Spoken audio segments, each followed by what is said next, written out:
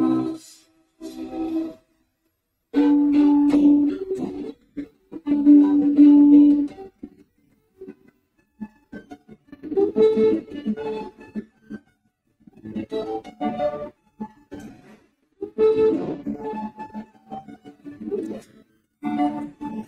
आप ये वीडियो देख रहे हैं, इस वीडियो में दिखाया, ये आज तक में दिखाया जाता है सॉरी। इस वीडियो में हर एक पॉलिटिशियन का कुछ ना कुछ मजाक उड़ाया जाता है। अभी कुणाल कामरा जी, जो आपने उनकी न्यूज चल रही है एक नाथ शिंदे के साथ, जो टसल है freedom of speech and expression को लेकर। बात ये आती है कि freedom of speech and expression क्या कोई एब्सोल्यूट राइट है? ये कुणाल कामरा जी हैं, कॉमेडियन हैं, और ये डिप्टी सीएम है महाराष्ट्र के एक नाथ शिंदे जी। इनके बीच में अभी फ्रीडम ऑफ स्पीच को लेकर, क्योंकि कुणाल कामरा जी एक कॉमेडी शो कर रहे थे, उस कॉमेडी शो में उन्होंने कुछ शब्द ऐसे यूज कर दिए एक नाथ शिंदे जी के लिए, नाम नहीं लिया लेकिन इनडायरेक्ट वे में उन्होंने बोला कि गद्दार। अब ये बात आती है कि freedom of speech and expression को अगर देखा जाए तो freedom of speech and expression क्या एब्सोल्यूट राइट है? आर्टिकल 19(1)(a) की अगर हम बात करते हैं, जो फंडामेंटल राइट हमें देता है, जिसमें freedom of speech and expression की बात करते हैं, क्या वो कोई एब्सोल्यूट राइट है? ऐसा नहीं है, वो एक रेस्ट्रिक्टेड राइट है।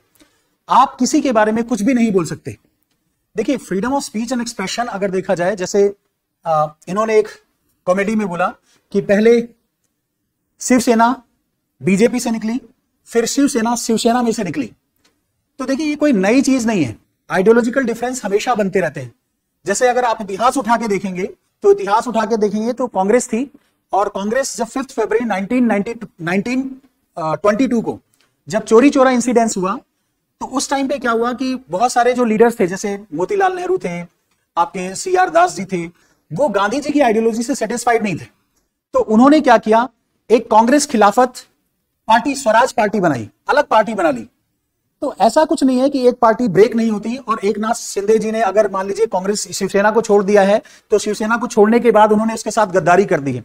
सेम चीज अगर इतिहास में देखी जाए तो 1934 में देखिए, अगर 1934 में देखेंगे तो एक कांग्रेस में से ही एक दल ऐसा था, कुछ लोग ऐसे थे, जैसे जयप्रकाश नारायण जी थे, जैसे राम मनोहर लोहिया जी थे, जैसे नरेंद्र नाथ देव जी थे। तो इन लोगों को लगा कि कांग्रेस में उनकी विचारधारा और कांग्रेस की विचारधारा मिल नहीं रही, तो वो कांग्रेस से टूट के उन्होंने एक कांग्रेस सोशलिस्ट पार्टी बनाई। तो ऐसा थोड़ी कि वो गद्दार थे। गद्दार एक शब्द बहुत उस तरह से यूज किया, एक नेगेटिव सेंस में यूज किया, बट कॉमेडी में लोग इस तरह के शब्द यूज करते रहते हैं।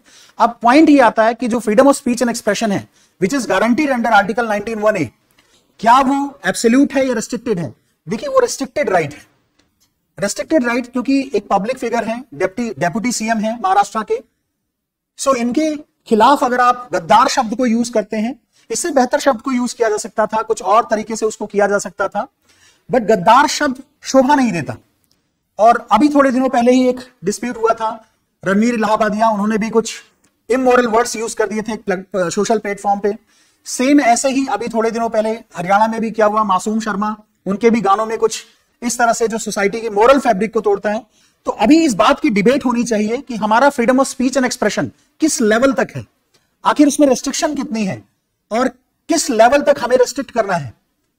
इन चीजों को जो बोलने, देखिए मैं आपको एक सिंपल सी बात बताता हूं, हमेशा बोलने में मर्यादा को रखना बहुत जरूरी है।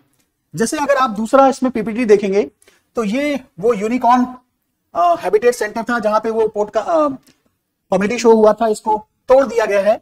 उसमें आक्रोश में शिवसेना के लोगों ने इसको तोड़ दिया है कि एक नाथ शिंदे जी के खिलाफ अभद्र शब्द यूज किया गया है। देखिए, ट्रेटर और गद्दार वो बहुत बड़ी बात होती है, किसी को गद्दार नहीं बोला जा सकता। आइडियोलॉजिकल डिफरेंसेस हैं। अगर मान लीजिए शिवसेना के साथ उनके आइडियोलॉजिकल डिफरेंसेस थे, उन्होंने अलग कर लिया, तो उसमें कोई गद्दार वाली बात नहीं है। ठीक है, उनका अपना एक स्टैंड है, वो बीजेपी के साथ जाना चाहते हैं। अगर ऐसा ही देखें तो नीतीश कुमार जी हैं। अब नीतीश कुमार जी को लोग दल बदलू बोलते हैं, दल बदलू समझ में आता है, लेकिन गद्दार शब्द बोलना ये थोड़ा सा डिमीनिंग शब्द हो जाता है। गद्दार नहीं बोलना चाहिए।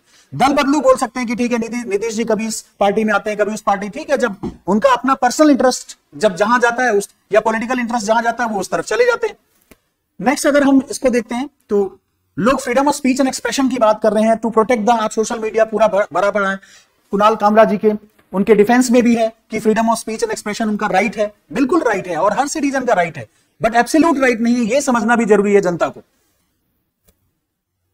ये आर के लक्ष्मण जी का कार्टून है, जो पहले भी आर के लक्ष्मण आपने न्यूज़पेपर में अगर देखा, आर के लक्ष्मण जी ऐसे पॉलिटिकल कार्टून्स बनाया करते थे, प्लस उसके साथ साथ और क्रिटिसाइज भी किया करते थे, बट उसमें एक सभ्यता होती थी, उसमें गद्दारी और इस तरह के शब्दों को यूज नहीं किया जाता था। सो सॉरी अभी भी चल रहा है, आप आज तक पे सो सॉरी रोज ही देखते होंगे, बट हमेशा मर्यादा को बनाए रखना है, बोलने में हमेशा मर्यादा रहनी चाहिए।